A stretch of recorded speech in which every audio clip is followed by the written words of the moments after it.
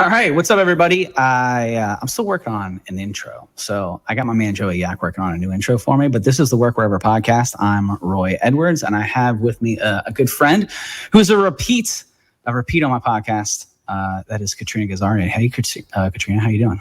Hey, I'm good. That's a pretty cool intro. I mean, I don't know how much more of it. How much more do we need to do, right? Like, yeah, it's way better than mine. I'm like, hey, welcome to the show. Well, I appreciate it. Maybe Joey, you're out of a job. Sorry, buddy. Katrina says it's okay. So no. What we're going to talk about today is, this is the Work Wherever podcast. And so a lot of the things that we're going to be talking about in this podcast has to do with remote implementation. But really what we're going to be talking about here today is around the Great Resignation or the Great Realignment or the Great Reshuffle or insert great word here. And I see remote work and work wherever as one of the chief benefits that organizations have to have. And I'm thinking, well, who better to talk about benefits with than my girl Katrina? So here we're at, and so you're my first guest on the new alignment of this podcast. So thanks for coming on. And then I guess that's a great place to start, right? Is the question is around this Great Resignation. Like, why are people leaving first? Like, what's prompted this, and what is the Great Resignation? So the Great Resignation is being defined as essentially a lot of people are leaving their jobs and they're accepting jobs at other organizations. Now, whether they're leaving the company altogether or the industry, at the end of the day, they're leaving. And they're doing something else with somebody else. So that's how the Great Resignation is being defined. And essentially, we've seen record numbers and people leaving their jobs over the last year or so. And so that's like the buzzword that they've created, which is the Great Resignation. I definitely have a different take on what's happening. And maybe it's because I work with companies day in and day out. I talk to a lot of humans. I understand what's going on. I have kind of the nuance that I have an HR company that does HR services for other companies, but I'm also an employer and a CEO. So I have a very specialized position when it comes to this, because I can really see both sides of what's happening. And so if I can chalk it up into like a one or two sentences of what is actually happening, what's actually happening is that we're going through a global transition of values. And so because the pandemic happened, nobody is the same. From when they started, since before the pandemic, everyone is really questioning or asking themselves these big questions. Who am I? And what am I here for? And so typically what we do as humans is we ask ourselves, who are we? And then we attach work to who we are. Mm-hmm. And so the first thing essentially to change is where we work. Because it's almost the easiest thing to do for a lot of people, right? Mm-hmm. We'll stay in a bad marriage for decades, But when it comes to our work, because there's so many options and essentially you're not hurting anybody, it's the easiest thing to change first. And so when we believe that it's our environment that is making us feel like anxious and uneasy, and we live in an era where we're all doers. We have to do better, do more, then we're just constantly moving around. And so what's happening is people don't know who they are, and they work for organizations being led by people who don't know who they are anymore. And so everybody's just going through it right now. Everybody's asking themselves the really hard questions of who am I today and what am I here for? So a lot of people are moving because of that, because they believe that they have to move in order to figure it out. However, statistics and studies are now coming out saying up to 52% of people who left their company are already looking for another job. Mm. So it wasn't necessarily the workplace. It wasn't employers weren't showing up for employees, and it wasn't employees being entitled and being greedy. It's not that. It's just people don't know who they are right now and what they stand for and what they're supposed to do with their life. And so they're just changing the one thing that they feel is easiest to change. Like we saw a lot of people moving. We saw huge I live in Southern California in Los Angeles, huge exodus from California. And I hope all those people, are feeling more like themselves, or they're figuring out. But the truth of the matter is, doing isn't really going to stabilize the Great Resignation. Yeah. And so how many of those people, so this was interesting, something that I saw with, we can't ignore like the last 2 years that led up to this within COVID, right? Mm-hmm. And so COVID sent a lot of people home. Obviously, they couldn't come to the office.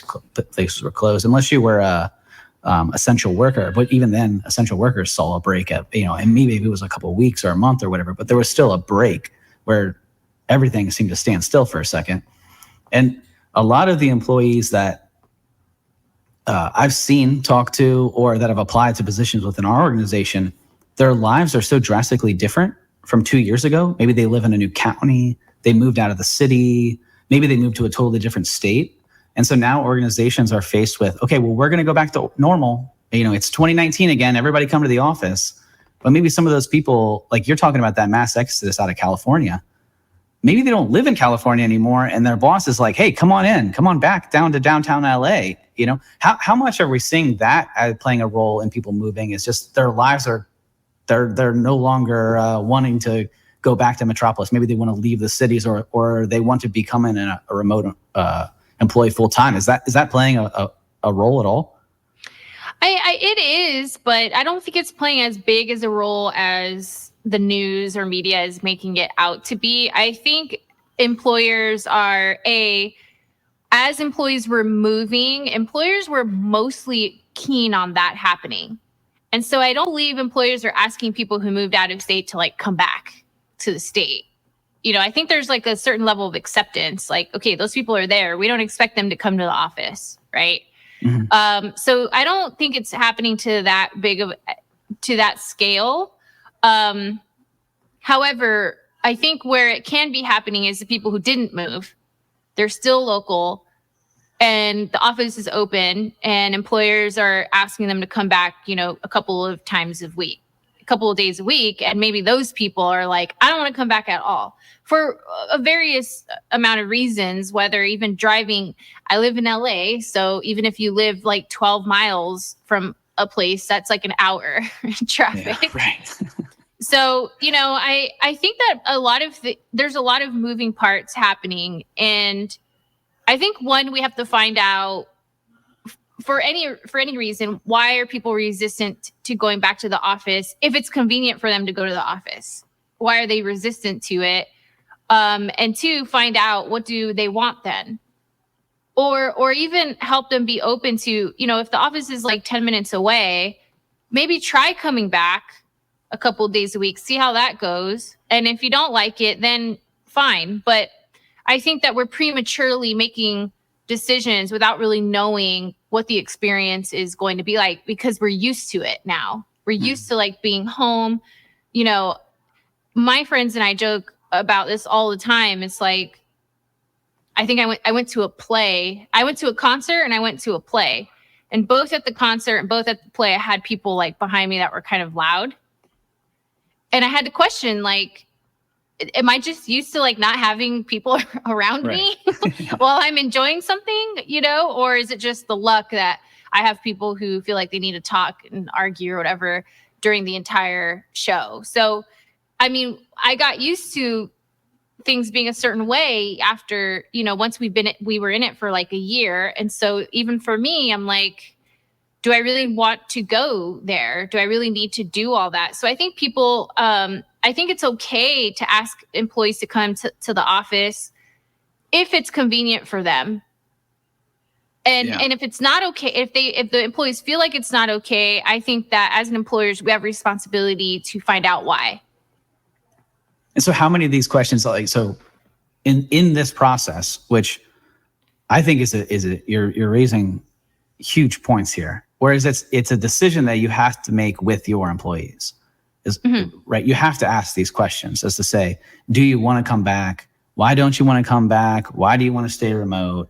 Is the production increased? Has it decreased? Have things changed? Have we gotten our processes? Have we spent a whole bunch of money on software to, so that you can go somewhere else? And are we going to take a hit there?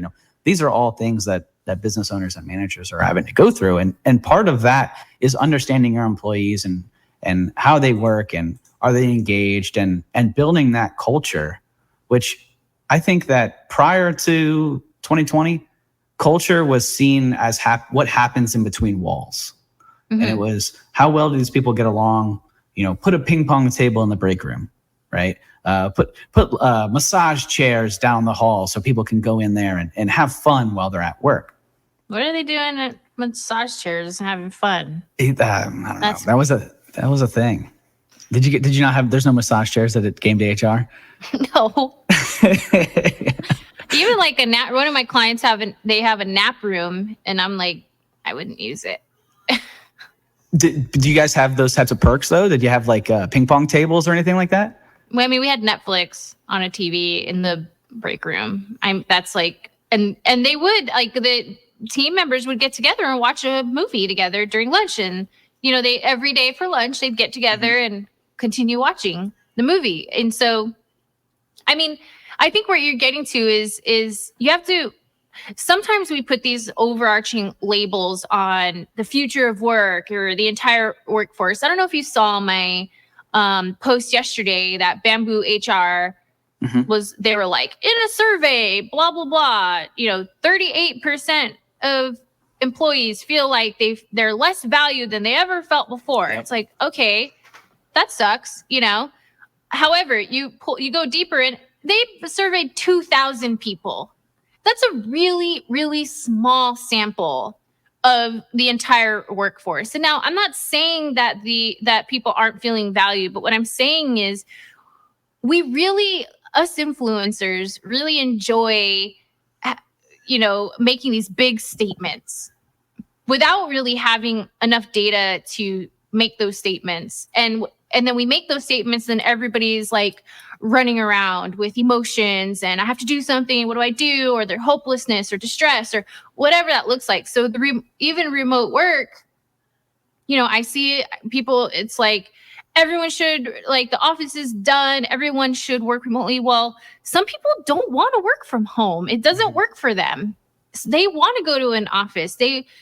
I work from here. I'm in my place all the time that I refuse to work out in my home now because I just want to be here all day long doing nothing. I want like adult interaction. I want, I have a 9-year-old here. I'm pretty sure my maturity level has gone down significantly because they say you're a culmination of the 5 people you hang out with the most. Well, I have a 12-year-old dog and a daughter, most days of the week. And the weekends, obviously, I have Richard and everything like that. But, I want to go talk to an adult sometimes. Maybe wink at somebody, like doing arm curls. I don't know. But remote work doesn't work for every single person, every single profession. So we have to be careful about these philosophies that we're unilaterally saying are true without really having a ton of data to work around. Mm-hmm. So you're saying that you don't like the Bruno soundtrack? Is that what I just got out of that? No, I didn't. Because it's kind of a banger. So I don't know. That's a main player in our house. But I'm totally with you, right? So you are who you hang out with. And there are tons of struggles when it comes to a remote organization. Those same struggles exist inside an office space. That when you go into an office space and you have maybe somebody keeps knocking on your door and they want to walk in and they're distracting you, and you have these types of distractions that exist at an office space. You have those that could potentially be greater at home if you have kids running around. Like I have 4 children and 2 dogs and 3 cats. So I have a ridiculous amount of distractions, right? And it doesn't matter how many times I lock my door or turn on air. They give no fucks. I'll They tell you don't. now, Zero. They don't care. My kid does not care. It doesn't matter how much I yell at her or throw something at her. Right. It doesn't She matter. does not care. They'll come up, She wants- sit next to you on the camera, like, who's that? Who are you talking to? Right. Hey, They think they're so cute. watch this. They kind of Yeah, are. they are a little bit. But what we're getting at here is, and the point of what you're saying, and that's what I'm saying as well. Right, remote is not as all-encompassing magic wand, like boom, we're a remote organization, everyone's happy, right? And that's part with building a business culture is your walls. The same reason why sending everyone home doesn't increase morale and your company culture. The same reason why is to, if you bring everyone back and you paint the walls a new color and throw a ping pong table in the break room, that doesn't mean that you have good culture. You have to speak to your employees. You have to find out what it is that they want, how they work best. Some want to go back and some never want to sit in traffic ever again. And you have to understand your employees. And so how can you do that? Is it as simple as just like, hey, everybody, what do you want to do? And then we listen and then that's what we do? Or how do you do that? Well, I mean, first of all, you have to look at your company values because it's really hard to make any decisions until you really know what your values are because the answer is not always going to be clear and employees may not know enough to make certain decisions. And so it always comes back to your values. You and I are both in RTA Syndicate, right? Mm-hmm. It's Andy Frisella. They don't have a remote work environment. Mm-hmm. In fact, they built this huge facility so people could spend more time there on the facility grounds, right? With the gym and everything. And from what I know, I'm sure their culture is fantastic. I mean, I'm sure they have problems just like every other company, but for the most part, I mean, it's like $100 million business. So they're doing okay. Right. They're probably doing okay, you know? And that's what works for them. And so Andy and, whoever the leaders were of that business looked at their values and they decided people are going to come here. They're going to come and work. This is where our culture is. They're going to work out here. They're going to work. They're going to do all the things here at this facility. It's why we built it because that was aligned with their values. Because they recruited based on those values, I'm guessing not a large population of people had a problem with that, right?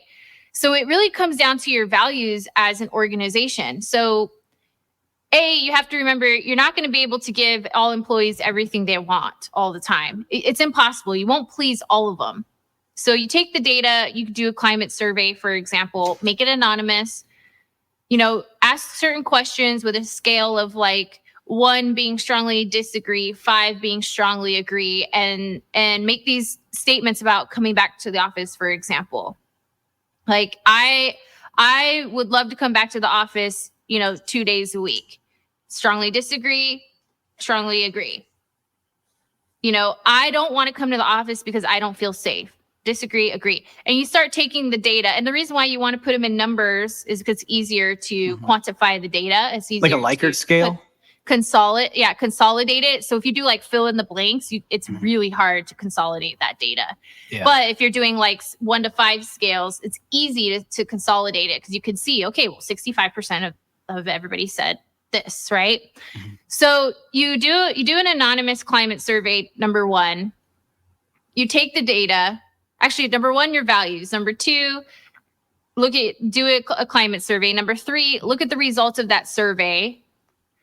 And you're going to find some data that like egregiously proves that you need to make a decision in this way. And then you're going to have some that are not, maybe it's 50-50 split. Yeah. And so you have to ask yourself, can we accommodate the 50% that wanted A and can we accommodate the 50% that wanted B and do that? If we can't do that, where are our values? What do our values say that we're supposed to do in this situation? Because your values should be defined. It's not like, well, integrity is my value. Well, what does that mean? What does integrity mean? Well, to us, integrity is doing what we say we'll do when we say we'll do it. And so if we said we were going to do something and we look at and we have a decision to make, our values are going to put us in the direction that we need to go. And so those are the 3 big things I think companies could do right now to determine what the kind of hybrid work situation is going to be. You know, maybe you change your office from like, I have a personal desk and you just have hot desks and everybody's responsible for cleaning up after it when they're done, and they can come in, you know, whenever they want. Maybe a department, maybe only certain departments are like, we really need to get together because we're marketing and we have storyboards and we, you know, we have a war room and we need to come up with like very, very creative strategies. And we seem to do a better job when we're in person. So, okay, marketing will come in, you know, 1 day a week. You have to, as a department head or a business leader, you have to do what's best for you and your team and what environment you need to create for them to thrive. It may not be the same as the rest of the company. And I think that's okay. Yeah. And it's what your people, so you have a rule that I have subscribed to for years, which was breaking down. Well, you wrote an article about the rule, so I don't know if it's a real rule or not, but I read an article and I'm going to make a sweeping generalization because that's what I do. So I saw an article that you wrote, you posted on LinkedIn about how to manage remote employees. And so your rule was no more than 6 people per team, I believe, right? So I have that same rule. I call it the 2 pizza rule. So if you have a team and you order 2 pizzas, is everyone going to be okay with that? If you have to order like 3 or 4 pizzas, your team is too large, right? So or something else that's too large. You know, maybe y'all need to do some 75 hard or something. I don't know. I mean, I could smash like 4 slices. We gotta order the big, like the Pisano, like the no cut corner giant square pieces then, right? I just have my lactate pills available and just popping them. So, but the point there is that order big pizzas, but 2, and most importantly, there is you have to keep your team small so that you can really connect with them. It doesn't matter how large an organization is, right? You could go to like enterprise level organizations. So a lot of what we do is with the federal government. So you're talking about thousands of employees under a blanket director, but then you break them down into divisions and then offices and then teams, and then you get to these smaller, okay, I can actually have a stand-up call with you. We can actually have a conversation in the morning and I can connect with you. And those values are passed down. You'll be surprised how many people don't actually, well, you won't be surprised, but maybe people listening might be surprised as how many businesses, they don't even name values, right? They're just posting buzzwords all over the wall, you know? So, I mean, that's like the biggest thing I talk about at this point. So obviously early in my career, it was like compliance and you have to have this and that. And then I got bored with that. And then I moved on to like recruiting and infrastructure. And I really niched myself in with companies that were going through like capital exchanges. So fundraising, M&A, full exit, selling the business, whatever. I really kind of dove into that sector.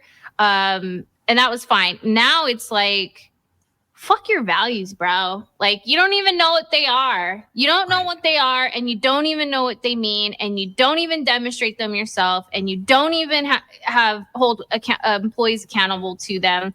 Like, it's not about what's posted on the wall and pretty canvases, but how are you defining it, and how do you measure yourselves against those values? Look, me and my booski, every 6 months or so, go through our values.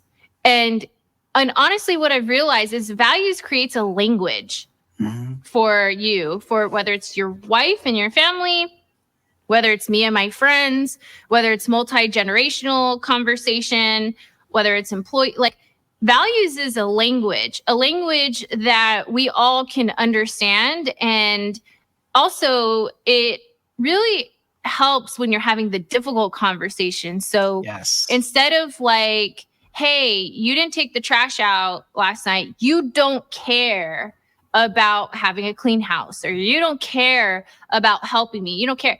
It becomes more of, I see that you value this instead. And here's what I value. And now how do we work together? So it becomes less like you aren't, you don't, blah, blah, blah. And it becomes more about you are and I am. So how do we move forward together? That's what values are to me. It's so much more than performance. It's so much more than pictures and on the website. It's so much more. It's language to me. and I know you have a point here about the Great Depression and the parallels. Yeah. It's a values. So the obvious differences between then and now is like we have a lot of jobs and we didn't have any back then available. But you're still seeing like a shift in values. And the values back then were security and stability. Yep. And so we have Gen Xers and we have baby boomers who were either raised by parents or grandparents of people who really suffered in the Great Depression. So their values are security, stability, determination, loyalty, because it was all about your relationships back then. Because there were no jobs, so it was who you knew back then. People moved around a lot less. Exactly. And so, I see it all the time on TikTok or whatever. It's like Gen X versus, millennials. And it's like, that's all they care about is money. It's like, that's not true. It's just they value security because they know what it's like to not be secure. They know what it's like to wait in a bread line and a soup line and, all of these things. So it becomes less about, well, they care about money. They don't know anything about technology. They don't want to change their ways, and more about, I understand why they value these things. And here's what I value as a millennial: meaningful work, work-life balance, autonomy and creativity.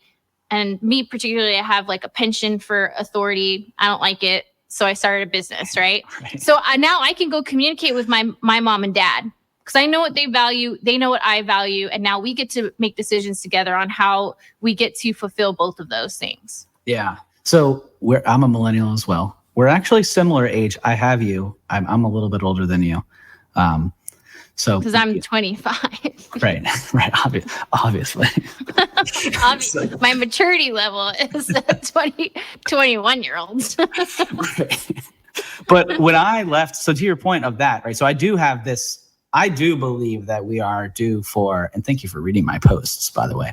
I do believe that we are due for like a workplace revolution. That about 100 years ago was the last time that as a general scope of capitalism benefits here in America, it was the last time we really looked at mandatory benefits or what was the norm in terms of benefits, that being health insurance, right? So people came back, they said, okay, hey, your employer better give you health insurance or don't even speak to that person, right? Like that's what you're looking for, which ties into the security, which ties into everything that you just mentioned. I'm totally on board. It's been 100 years, give or take, the last time that we really had that conversation. And I believe that the next time that we're going to see that is now. I think that part of this moving around and you want to find a business that has touched on a lot of things you're saying is culture is important, and real culture, not like ping pong tables and parties, right?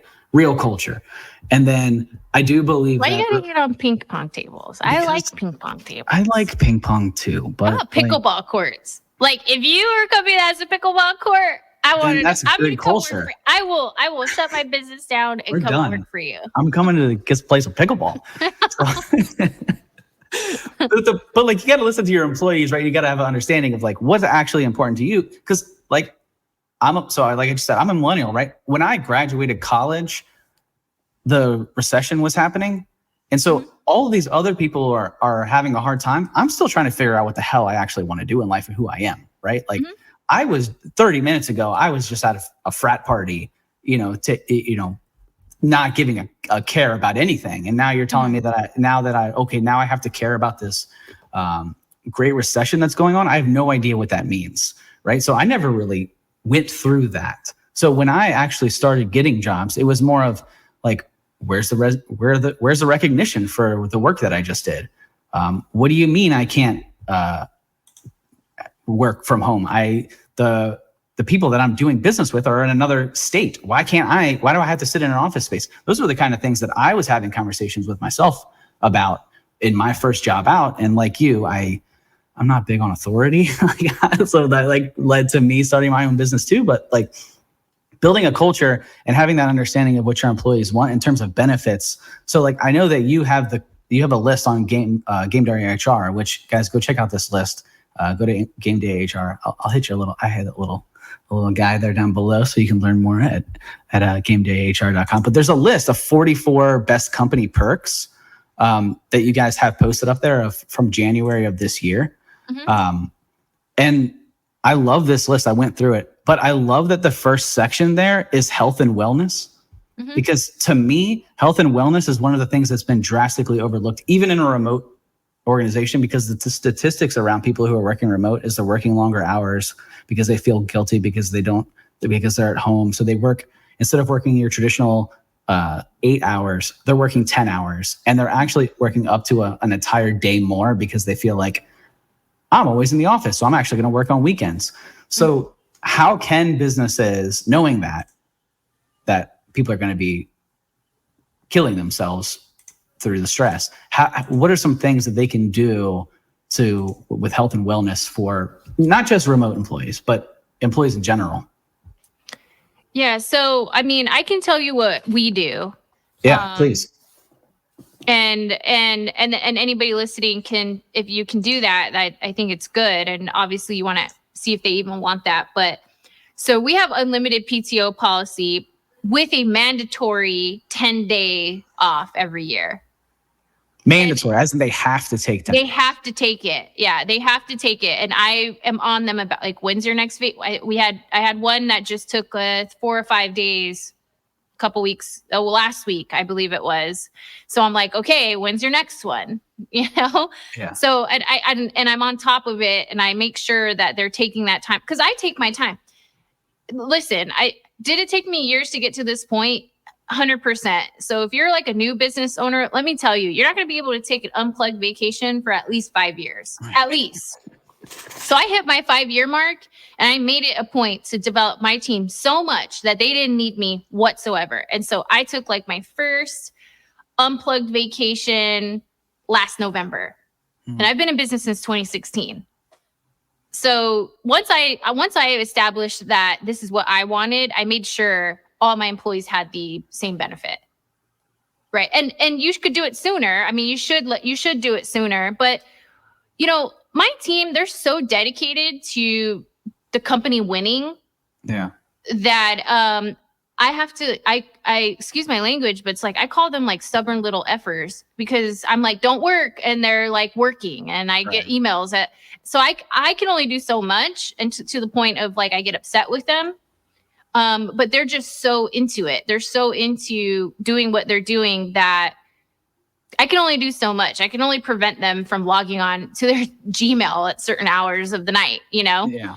But I also think it gives them flexibility because, you know, if they have kids, they're married, they have grandparents, they're like doing things. So I think they like the fact that they can come on at 8:00 at night and finish up what they were working on earlier because they had school pickup or a doctor's appointment. So I think my team is all measured on outcomes. It's not hours worked. They just happen to work a certain set of amount of hours. I think, I'm going to be honest, I don't even know how many hours they work. Is that important? Like, does it matter? I mean, I get the payroll like register, and then it's like, is this approved? And I don't really look at it. That's just the truth. Because as long as the outcomes are being met, I don't really care. Now, if I see like 18 hours of overtime, I'm lying. I do check to see if there's overtime, because I don't want them to work overtime, not because I'm being cheap, but because I don't want them to work that much. Right. If they can't get done what I'm asking, what needs to be done in a certain amount of time, then we need to like remanage the expectations, and we need to remanage the workload. But I know what they're capable of. They've been with me 6 years, 3 years. I know I know them enough now to know what they can do. So unlimited PTO, mandatory days off is number one. We offer fully paid maternity leave and paternity leave, paid family leave, up to 4 months, which is great because we're in California. California subsidizes like 65% of it. So really, I'm only paying 35% for that time, which I did something on TikTok or whatever. I calculated out for a $75,000 employee, it's like $6,000 for the entire leave duration. Wow. Totally worth it. That's totally worth it for me, for them. It's worth it. It's worth the investment. And how often are they going to have babies? Not that often, unless they're you. Yeah. And so, I mean, there are things that you can do that when you actually look at the cost of it, it's so worth it. We have medical, obviously, we have medical, dental, vision. They get quarterly bonuses, and the quarterly bonuses is strictly related to their their production. How good they did through like KPIs. I know that you're big on KPIs. Right. So I basically take like their revenue that they brought in through their clients that they manage and, things like that. And then they get a certain percentage of that. So they have like autonomy. If they want to make more bonus, they got to get more clients and build more hours, Yeah. But for the most part, I'm the one that brings in the clients. Yeah. But they manage it. So that's like something else I do. They obviously work from home for the most part. They take days off when they need to. I don't really say anything about it. One just had a surgery, a medical procedure, and she only wanted to take one day off, and I forced her to take the rest of the week off. Right. But that's what works for my team. I think you have to find out I think you have to look at your budget, find out what your team wants, and see how close you can get to matching that, Right. Dang it, there was something that you had said. Oh, so during the recession, I got crushed. I obliterated. I was working at a bank at that time. So I was 21. I was like the peak production. I was a personal banker on the retail side, but I was also licensed for like annuities and life insurance. And I had just come off of like the top rep in the entire organization. I had been there for a year and a half, I want to say. And then they closed half of their branches. And I couldn't find a job for 10 months. Didn't matter what my resume said. Right. I couldn't find a job for 10 months. I had like some personal debt, like credit card and personal loan. Everything was charged off. My FICO was like 550. I couldn't even get a cell phone in my own name. Oh man. So the recession completely wiped me out. And I didn't make what I had been making. It took me 7 years to get back. Yeah. So I know what it's like to be crushed by the stock market or by, the market. Cause I was in banking and a lot of us got crushed, and, there's nowhere for us to go. Like your skills only are transferable, to a certain extent. So I know what it's like. And obviously people are going to, you want to talk about the work revolution. Mm-hmm.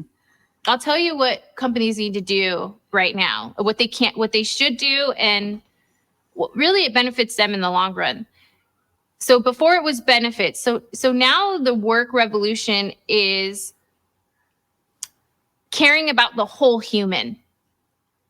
So I talked about how we're all going through a transition of values right now. So people don't know who they are or what they want. It is in an employer's best interest to help facilitate that with their employees. Mm-hmm. Help them find out who they are and what they want, and help them see and connect to the company and organization's mission and values. And if they don't, help them find something else. You can't lose in a situation like that. And so, whereas before it was like, leave your personal stuff at the door, now with the pandemic and everybody's seen my kid's butt and all these other things that have happened, it's like now an employer actually has a responsibility to care about the entire human, all parts of them, and to help facilitate, like whether it's mental health benefits or it's like executive coaching or it's, recommending buying books for them to read or journals or whatever it is. An employer has a huge opportunity right now to revolutionize their workplace by basically, and I got this from Michael McFall from Big Beat Coffee. They have like 300 franchise locations, but basically helping employees design a life that they absolutely love. Yes. how can we do that as an employer? Because it's in our best interest, selfishly. Mm-hmm. Right? If my people are happy, they're performing. Right. So I think that's the work revolution that we're going to see. I'm 1,000% on board. And when you build, and that gets back to values, right? You set your values, you bring people in on your values, you actually talk about those values. And so I have my employees memorize. Mm-hmm. So we created an acronym because we're fancy, and which is foundation, which I spent so much time on that acronym. First off, that's a lot of values. It's so many. It's 10. Yeah. So, maybe we could do like Dation. Dation. Yeah. Shun. Or fount. Found. That's a lot. I'd say like 5 or 6 is like good number. So we have 10, and they're called the 10. I originally called them the 10 Commandments, and I was like, that's a pretty very forceful thing. So I called them the 10 Guiding Principles, and then I was like, okay, and then now it's foundation. So, but it spells out an acronym, but I have them memorize it, and then we talk about it on our stand-ups, and then we have months where it's like, okay, now this month we're going to talk about the F, and then foundation is only 10, so there's 2 months, which are generally our first month and our last month of the year, which we are celebrating mostly. But my employees, like what you're talking about, your employees are on the weekends and stuff like that, and they're like just so hyped, and they like want to work and they want to do things. So I wasn't going to bring this up, but behind me, so there's 2 little awards back here. So for one, right? So I met Katrina. The computer's over there. So okay. So I met Katrina back in 2020, I think. And so we won the 2021 Best Places to Work. And then this year we won it again, 2022 Best Places to Work. Now, I don't know if you can see this, Katrina, but I can. The R in presence is capitalized, right? Nice. So somebody held down the shift key too long, because that's not how we spell, right? And so I uploaded a picture of this plaque on Instagram, and I got like 3 DMs from my employees that were like pissed that they spelled. And I'm like, whatever, like cool, like we got our plaque, like yeah. And they're like, what is that? There's no R like that. And I'm like, yeah, because we like when you invest into your people will invest into you, and they'll care to the point where they'll like, I've had meetings called by my employees with me where they are concerned about something. They're like, hey, I don't think that this is happening the way that it should be happening. Or I don't think that this, and I'm like, all right, well, and that's simply because so what you're talking about, find out what they care about and care about it. I have an employee that hopefully he's not listening to this. Well, hopefully he is listening to this, but who was like, I really want a Tesla. And so when he said that, in my mind, I'm like, I'm going to figure out a way to get this guy a Tesla. Like there's a company benefit. Yeah, I could give you a bonus at the end of the year, or I could figure out a way to help you with a down deposit on your Tesla, right? And maybe it's the same numerical value of a bonus, a check, or one, but which one means more to that person? Right. They know what they're going to use it for. Right. And so you got to get creative with your employees. And so I only brought these up because of the R, and I thought that was hilarious but also because Katrina guys helped me get these. So if you want if you want awards, fun awards like this, which, I got to drink at the award ceremony. That was fun. Yeah. So when do I get my residual? I'll send it to you. It's in the mail. Oh, yeah. Okay. Yeah. It's in the mail. I'll Venmo you. But Katrina, thanks so much for coming on. You're my first guest on the new podcast, and I appreciate it. And guys, I have her little ticker going down there. It's gamedayhr.com. But if there's anything you want to plug or say or send people in, how can people follow you? And the floor is yours for. I'll just log off if you want me to. This is take over my whole feed. I don't care. I love having conversations with you. But how can people get in touch with you? Oh, okay. I was going to sing the national anthem. Please do. Yeah, I'll mute. Yeah. So I think just given the topic that we covered, we do have a free company culture quiz on our website. You visit the website's top right corner. It's going to ask you a list of questions. It's going to give you a grade based off how you answer those questions. Values is one of those questions.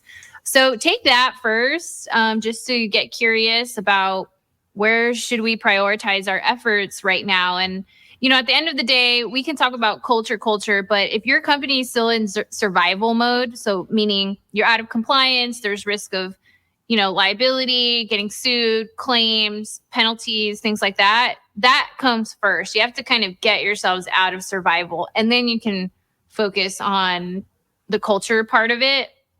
So culture quiz, you can find me. I'm like literally the only Katrina Ghazarian in the world, I think, still. So if you Google my name, all my profiles and probably some not so flattering pictures will come up. You can connect with me on LinkedIn. I'm most active, I would say, on LinkedIn, although I am working towards TikTok. Finally, somebody got me into it. So I am on TikTok now, Kat Ghazarian, Instagram, Kat Ghazarian, or you can just email me, katrinag@gamedayhr.com.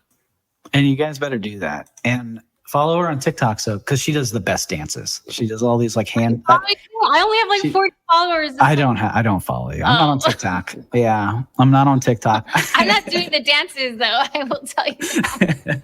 It's not the dances, but it's not the dances. Well, maybe man, it's like so humbling, to start a new social media page, because I'm like, oh, nobody's there's nobody watching. here. Whereas LinkedIn, there's like so much engagement for me because of, I started it a while ago, but TikTok, man, if you want to get humbled, start a TikTok.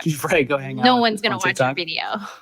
So I'm not allowed on TikTok because I have a clearance through the government. And so they sent me an email and they were like, don't go on TikTok for a bunch of reasons, China and all this other fun stuff. You're so cool. I'm like, that's just so cool. I want to have a clearance, and then I would create like a whole social media page based off of me not being able to go on TikTok.